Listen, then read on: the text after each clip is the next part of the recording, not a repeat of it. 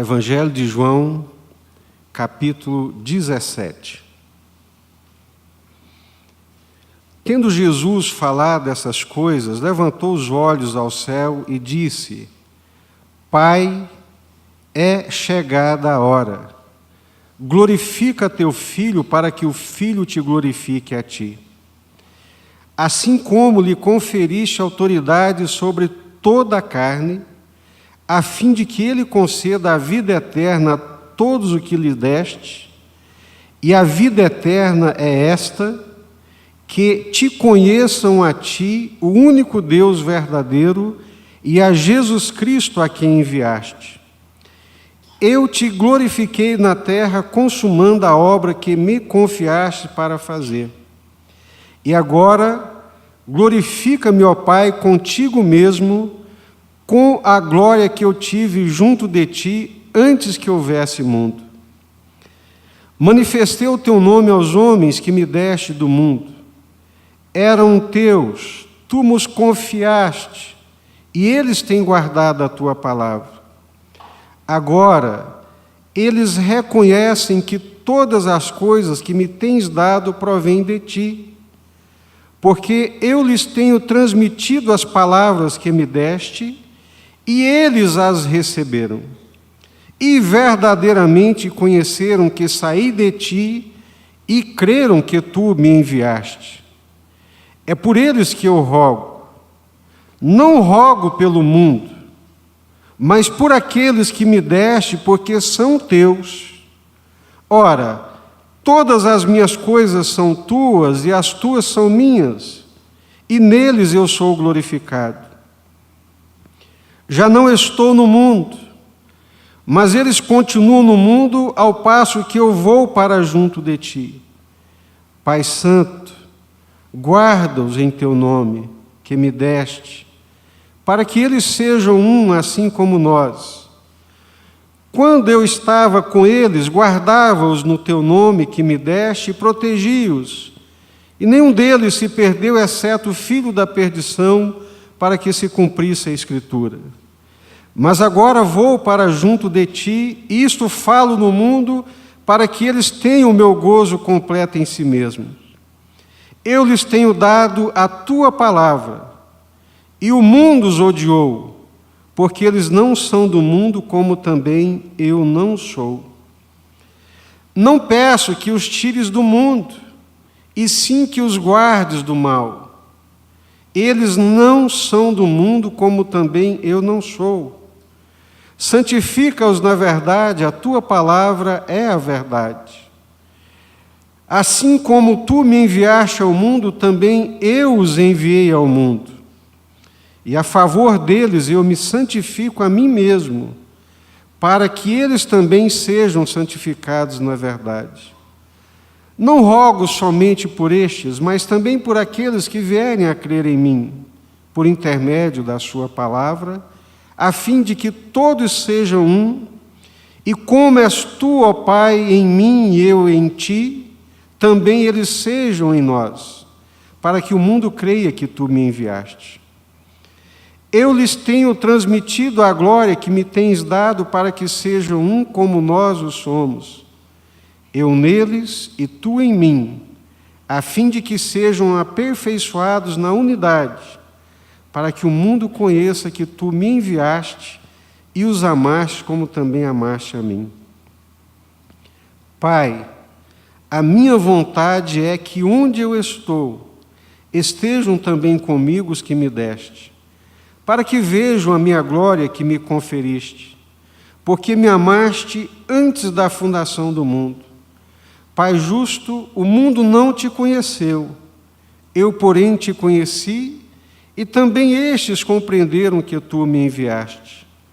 Eu lhes fiz conhecer o teu nome, e ainda o farei conhecer, a fim de que o amor com que me amaste esteja neles e eu neles esteja.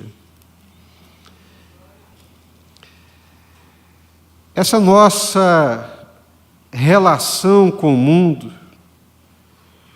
o nosso viver no mundo, em todos os tempos, para o povo de Deus, sempre foi uma relação conturbada,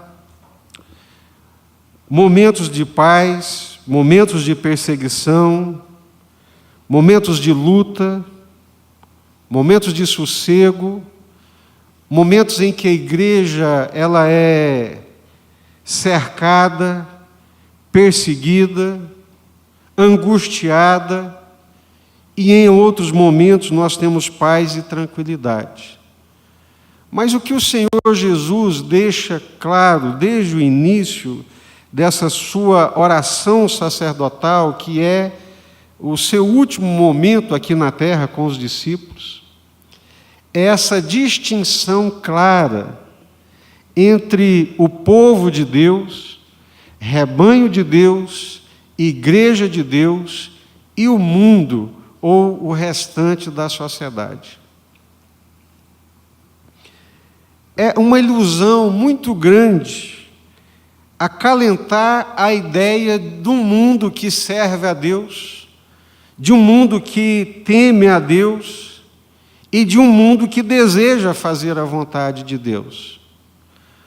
O mundo não teme a Deus, o mundo não tem compromisso com Deus, o mundo não tem compromisso com a palavra de Deus, o mundo não se submete à vontade de Deus, muito pelo contrário, ele não entra debaixo da obediência de Deus, mas ele resiste, rebela-se, é rebelde, quanto mais resistente, endurecido, não se rende e não se curva à vontade de Deus.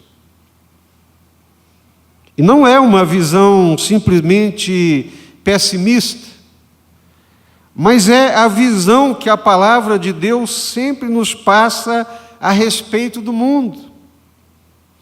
Não apenas o mundo físico, obviamente, mas esse mundo que é formado por ideias, valores, conceitos, que cria um modo de viver, ideais, pensamentos, estilo de vida. Existe um estilo de vida nesse mundo que não tem nada a ver com o estilo de vida proposto por Deus. O mundo cria a sua maneira de viver, o mundo cria os seus valores, os seus ideais, a sua filosofia de vida, e sempre, quase sempre, distanciado da vontade de Deus, da palavra de Deus, dos ensinamentos de Deus e do caminho de Deus. Jesus deixa muito claro quando ele ora dizendo: Pai, é por eles que eu rogo, é por eles que eu intercedo. Eu não rogo pelo mundo, mas por aqueles que tu me deste. Porque, embora estando no mundo, não sou do mundo, não somos do mundo, não pertencemos a esse mundo. E por isso o mundo nos odeia. Por que o mundo nos odeia? É por causa de Jesus. Por que o mundo nos olha atravessado, nos critica, critica os nossos valores, os nossos princípios, os fundamentos da nossa fé? Porque para eles é muito claro que nós não lhes pertencemos, não absorvemos, não concordamos, não coadunamos com a sua maneira de viver e com seu estilo libertino de vida. Ser de Deus implica compromisso com a palavra de Deus, com a vontade de Deus, com a vontade de Deus revelada. E por isso o próprio apóstolo Paulo, em Efésios capítulo 2, vai dizer que nós somos filhos da obediência e eles da desobediência. que em nós atua o Espírito Santo, o Espírito de Deus, e neles o espírito da rebelião. Fazem parte das hostes rebeldes a Deus e à vontade de Deus. E às vezes eu não sei de onde nós tiramos essa ilusão de que podemos viver pacificamente com o mundo, com seus valores culturais, com seus ideais e com o seu estilo de vida. Essa conciliação, ela não é possível. Ela não é possível nem a nível individual, do crente individual, e muito menos a nível comunitário da igreja. Há uma separação.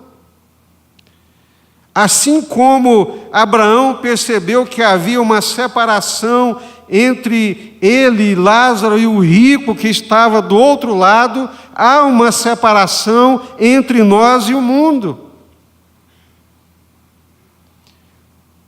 Mas às vezes é difícil de compreender, porque, afinal de contas, nós estamos no mundo, trabalhamos, compramos as nossas coisas, nos alimentamos, temos uma vivência com esse mundo, mas a palavra de Deus deixa muito claro: nós não pertencemos a este mundo. Aqui não é o nosso lugar. Aqui não é o lugar do nosso descanso. Aqui não é o lugar do nosso repouso.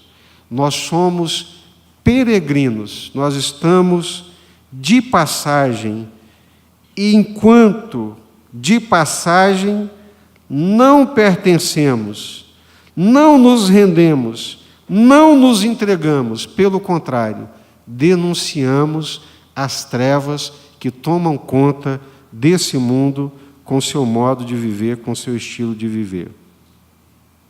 Essa oração de Jesus deixa tudo isso muito claro.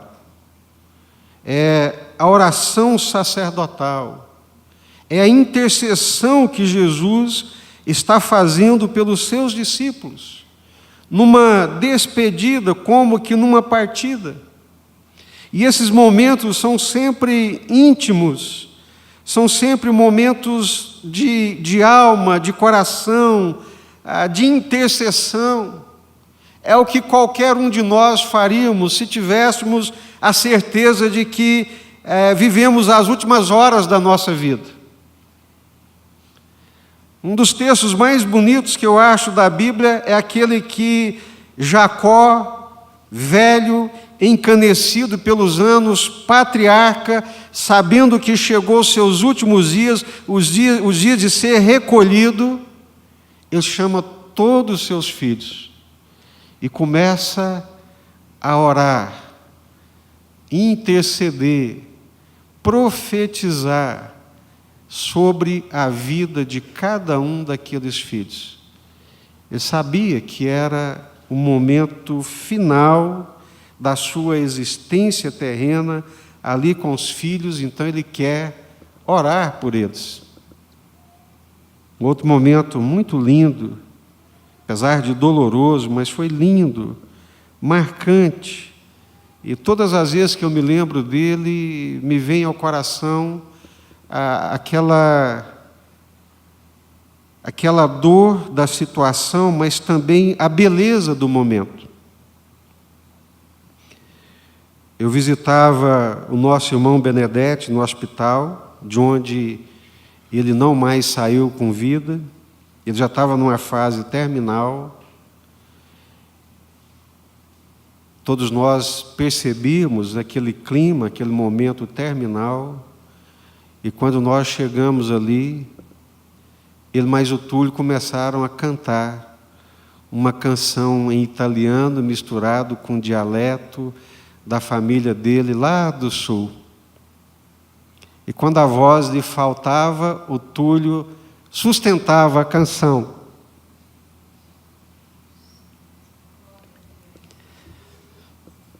numa comunhão de alma, de cultura, de momento sublime.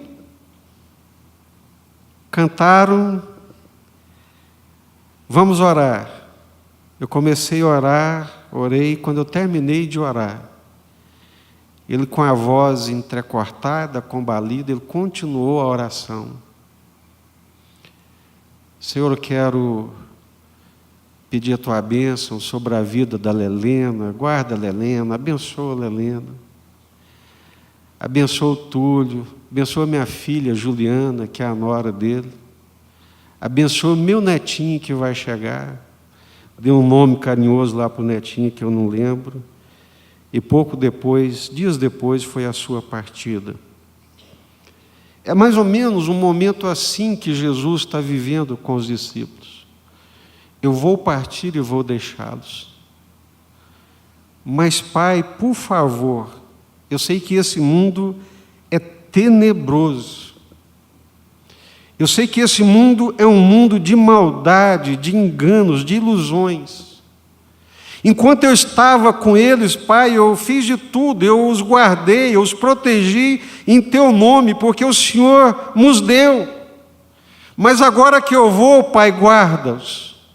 E começa, nesse momento lindo, de dor, de separação, mas também de alma, de coração, de amor, que se revela numa oração, numa intercessão, num clamor, pedindo ao Pai, que tem todo o poder e toda a autoridade, que guarde esse pequeno rebanho das perseguições que viriam, das mentiras, dos enganos que viriam para seduzi-los.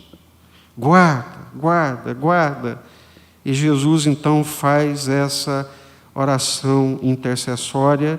E eu quero pontuar com vocês alguns versículos aqui, e o primeiro deles é o versículo 3, que eu queria que você abrisse a sua Bíblia e olhasse para esse versículo 3.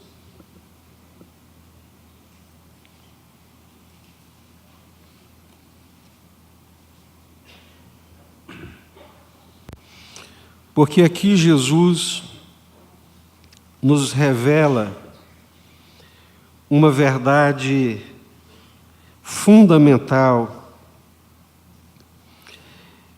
E a vida eterna é esta: que te conheçam a Ti, o único Deus verdadeiro, e a Jesus Cristo a quem enviaste. João capítulo 17, versículo 3.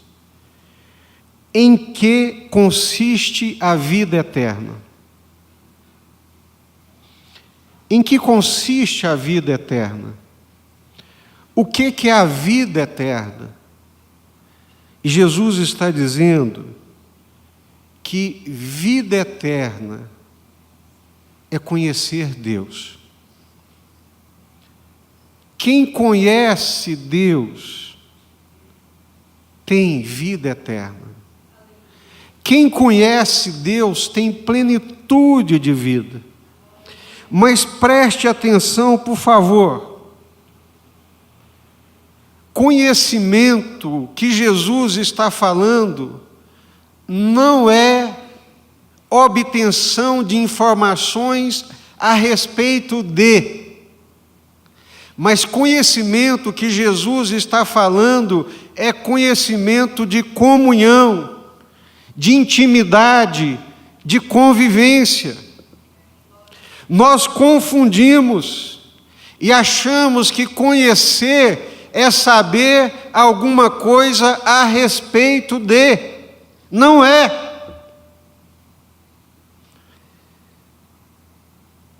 Eu me lembro que numa das nossas visitas ao Marrocos, estávamos ali numa praça muito grande, e quando eles, marroquinos, perceberam que nós éramos brasileiros, eles começaram: Ronaldo, jogador de futebol, fenômeno do Real Madrid.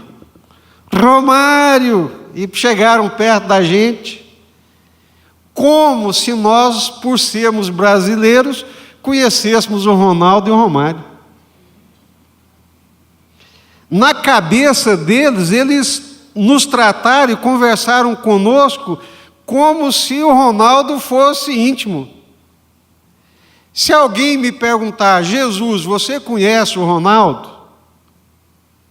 De ouvir falar, de ver pela televisão, de ler a respeito de coisas boas e ruins, sim. Mas eu não posso dizer que eu conheço. Que dia que nós trocamos um dedo de prosa? Que dia que ele veio na minha casa? Que dia que eu fui na casa dele? Nos sentamos, trocamos particularidades, sentimentos do coração? Nunca. Você conhece o Ronaldo? Você sabe quem é, mas não pode dizer que conhece. Não é verdade? E eles juravam que a gente conhecia o Ronaldo.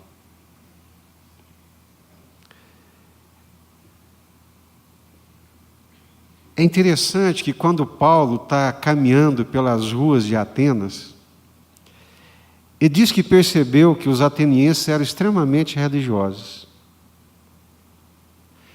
Mas como é que alguém pode ser simplesmente religioso e não conhecer a Deus? Porque tinha lá um altar para o Deus desconhecido.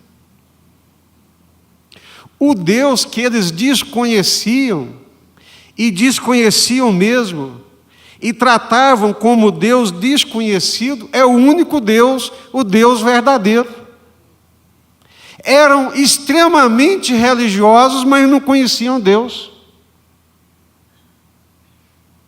É assim que nós vivemos no Brasil hoje. É assim que nós vivemos em muitas das nossas igrejas. Falam tanto de Deus que até banalizaram. E pode perguntar para quem quer que seja: você conhece Deus? Ele vai dizer que conhece. Aí Paulo, 1 Coríntios capítulo 8, vai dizer que o mais importante não é dizer que nós conhecemos Deus, mas é sermos conhecidos dele. Amém? Eu até poderia dizer para aqueles marroquinos: Romário, amigão. Ronaldo, fenômeno, o que é isso? Já batemos bola juntos. Eles iam acreditar. Até perguntar para o Ronaldo: ô Ronaldo, encontramos aqui o seu amigo Jesus Aparecido, lá do Brasil. Quem? É mais um que quer subir nas minhas costas. Nunca vi, nem sei quem é. Por isso que Jesus está dizendo que vida eterna é conhecer a Deus. Mas não é conhecer Deus como eu conheço o Ronaldo, como você conhece o Zico, como você conhece o Romário, como você conhece o Fernando Henrique Cardoso, seja lá quem for. De ouvir falar, de saber quem é. Não. Vida eterna, vida verdadeira, vida que vale a pena, é quando nós temos comunhão com Deus, é quando nós o conhecemos e sabemos que Ele também nos conhece. É quando nós temos comunhão com Ele, é quando nós batemos a sua porta e Ele nos abre a porta, porque Ele ouve a nossa voz e sabe quem nós somos. Isso é vida eterna, isso é verdadeira vida, isso é plenitude de vida, vida segura, vida protegida, vida que tem razão de ser. Porque temos comunhão com Deus, e eu tenho certeza, segurança absoluta de que Deus sabe quem eu sou. Amém? Glória a Deus. Eu saí de casa com 9 anos de idade. E nunca mais voltei para a casa da minha mãe. Vim para Anápolis, fui para Belo Horizonte, e ela continua morando lá em Abadiânia. Um dia, já com quase 40 e poucos anos de idade, presta atenção, sai de casa, mas sempre tem a convivência, né? Eu saí de casa nessa idade, com quase 40 anos de idade, indo de Anápolis para Brasília, 4h30 da manhã, 5 horas da manhã, eu falei, vou passar lá na minha mãe.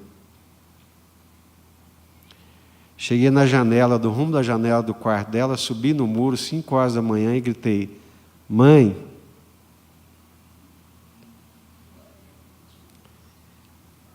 é você, Jesus? É você, meu filho? De 5 filhos, saí cedo da companhia e da presença dela, mas quando eu gritei na janela dela, ela ouviu minha voz e sabia que era eu.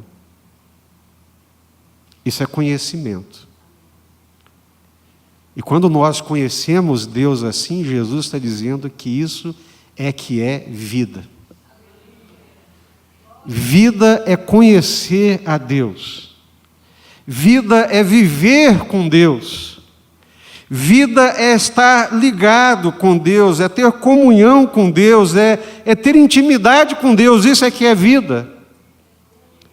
Fora disso não tem vida. Fora dessa relação com Deus não existe vida. A vida eterna é esta, que te conheçam a ti, o único Deus verdadeiro. Ele é o único Deus verdadeiro, as outras coisas são enganações, vaidades, invenções de homens rebeldes que não têm a verdade, que não se submetem e que não querem se submeter à verdade de Deus. Aí criam, inventam coisas. Ele é o único Deus verdadeiro e quando nós o conhecemos, aí a gente passa a viver, irmãos. A vida ganha brilho, a vida ganha sentido, os olhos se abrem, os olhos se iluminam. A plenitude de vida, sentido da vida, realização da vida, está numa relação e numa relação com Deus. É a primeira coisa que Jesus nos ensina. A outra coisa que Jesus ensina, logo no versículo 4, eu te glorifiquei na terra. É comum na teologia, no pensamento evangélico, nós respondermos à pergunta: por que fomos criados? A resposta é: fomos criados para a glória de Deus. Por que que nós existimos? Existimos para a glória de Deus. Por que que Deus formou a humanidade? Por que que Deus me chamou à existência? Por que que Deus me deu vida? A resposta é: para glorificá-lo, para honrá-lo, viver com Ele e gozá-lo. E Jesus está dizendo: eu te glorifiquei na terra, consumando a obra que me confiaste para fazer. Nós glorificamos a Deus quando nós obedecemos à sua vontade. Eu não tenho nada contra, até acho bom demais, acho maravilhoso, né? Os irmãos darem glória a Deus, gritarem glória a Deus, aleluia, amém, glória a Deus mesmo. Mas a forma que Jesus nos ensina de glorificar a Deus é quando nós nos submetemos à sua vontade. É quando nós cumprimos a sua vontade e nos dispomos cabalmente a fazer tudo aquilo que Ele espera que nós façamos. Eu, quando me converti, eu vim a ter um amigo, que foi mais do que um amigo, foi um irmão, mas no dia que eu o conheci, eu achei que a nossa amizade não ia dar certo. Eu já de cara criei logo um preconceito com ele, mas depois, Deus é bom, e nós nos tornamos amicíssimos irmãos. Eu achei que a gente não ia dar certo, porque eu fui num culto e ele estava lá no culto. Cada palavra que o pastor falava, ele dava um glória a Deus. O pastor entrecortava a fala, ia partir para outra, ele, glória a Deus! Eu falei, não vamos dar certo, porque eu nem sabe o que o pastor está falando, nem acabou de falar, já está gritando, glória a Deus. E eu muito calado e muito introspectivo, né? Não ia dar certo com alguém que grita a toda hora e de todo jeito. Mas nos tornamos grandes amigos e irmãos. E graças a Deus, ele não glorificava a Deus só de palavras. Foi um dos jovens mais piedosos e santos que eu conheci e que foi um dos abençoadores da minha vida. Que Deus permitiu, através da vida dele, conhecer um moço piedoso, santo, de oração, muito temente a Deus. Glorificar a Deus, irmãos, é quando nós obedecemos. Eu te glorifiquei, fazendo a obra que o Senhor me entregou para fazer. Amém? Nós glorificamos a Deus e honramos a Deus quando nós respondemos positivamente à vontade de Deus.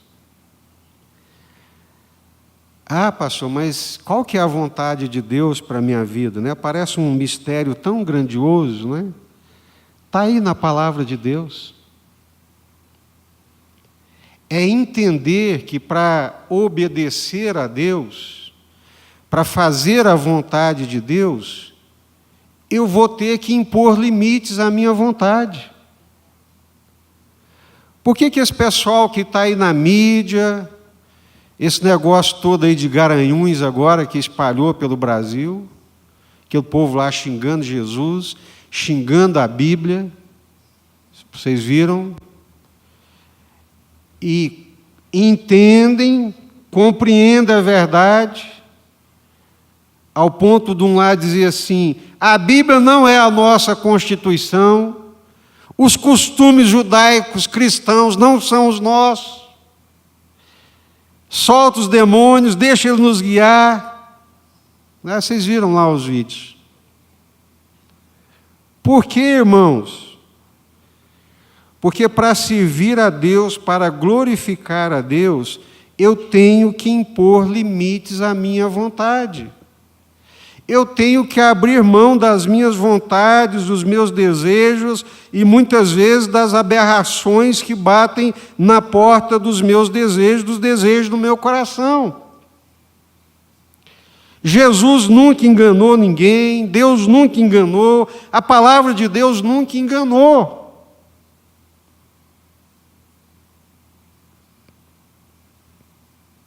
Vinde a mim todos vós que estáis cansados, sobrecarregados, eu vos aliviarei.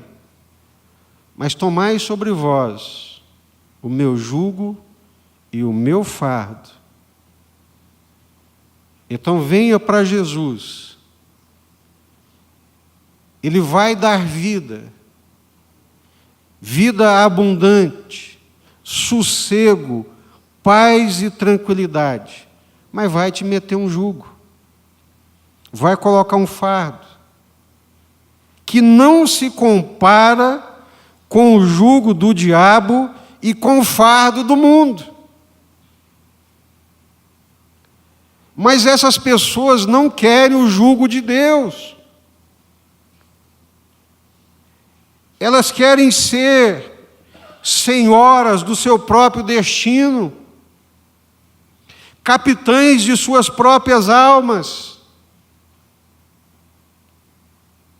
E por isso, não são de Deus, são do mundo, não servem a Deus, porque não se submetem à sua vontade. Porque para glorificar a Deus, para viver uma vida agradável a Deus, tem limites,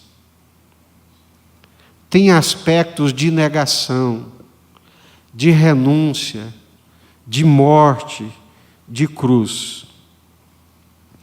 Em que consiste a vida eterna? Conhecer a Deus. Como é que eu posso glorificar a Deus? Obedecendo, realizando a sua vontade. Deus é honrado e glorificado quando nós lemos a palavra, entendemos a vontade de Deus e nos submetemos. Ah, mas o mundo está dizendo isso, o mundo vive aquilo e aquilo outro, e eu estou perdendo a minha vida. Não. A verdadeira vida é conhecer a Deus, é glorificar a Deus, e nós o glorificamos quando nós lhe obedecemos. Quando nós descobrimos o prazer e a alegria de fazer a vontade de Deus. E por fim, Jesus deixa muito claro esse distanciamento que existe entre o crente e o mundo. Pai, guarda-os, eles são teus, o Senhor foi quem nos deu. Por que Jesus está dizendo que aqueles discípulos são deles? Porque eles guardam a tua palavra.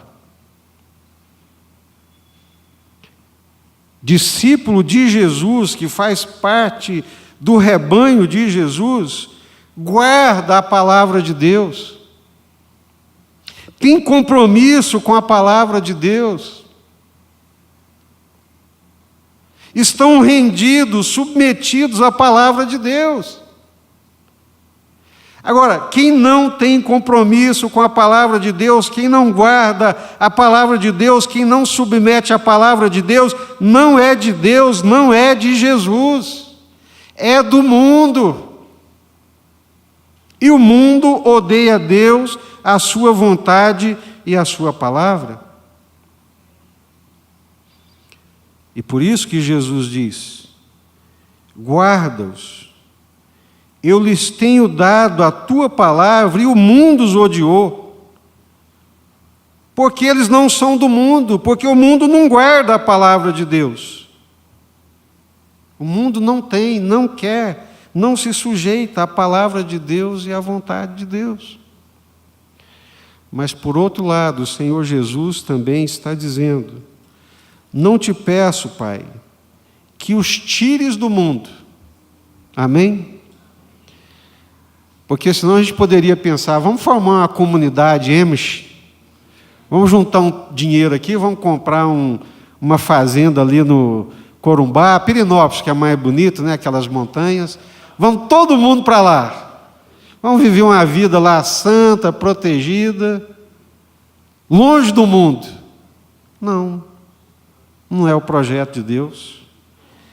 Não peço que os tires do mundo, mas, e sim que os guardes do mal. Nós vamos viver no meio dessa tranqueira. Vamos viver no meio dessa loucura. Mas vamos viver como luzeiros de Deus. Amém? Vamos viver como luzeiros de Deus, não vamos xingar ninguém, não vamos espancar ninguém, não vamos odiar ninguém. Mas vamos viver como luzeiros de Deus, como luz do mundo e sal da terra. Irmãos, nesse processo todo, sabe o que mais me dói? É que muitos desses meninos e meninas que estão lá foram criados na igreja. Estão lá. O que foi que aconteceu que os desencantou com a igreja, com a Bíblia, com a palavra de Deus e, por fim, com Deus?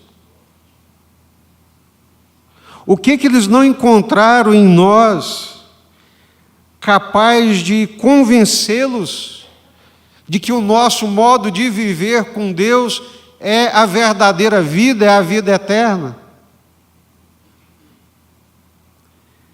Então, isso nos dá a oportunidade para revermos que tipo de cristianismo que nós estamos vivendo Que tipo de testemunho que nós estamos